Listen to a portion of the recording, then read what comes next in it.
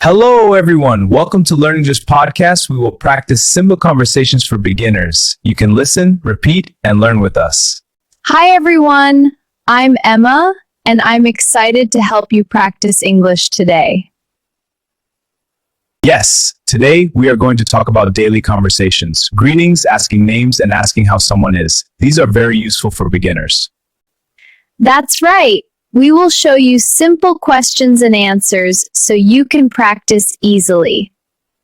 Great. Let's start with greetings. Emma, how do you say hello in English? Hello. It's just hello. Perfect. That sets the tone. Emma, that's easy. What about asking someone's name? You can say, "What is your name?" or "May I know your name?" And the answer can be, "My name is John," or "I am John." Perfect. Now let's talk about asking how someone is. Yes, you say, "How are you?"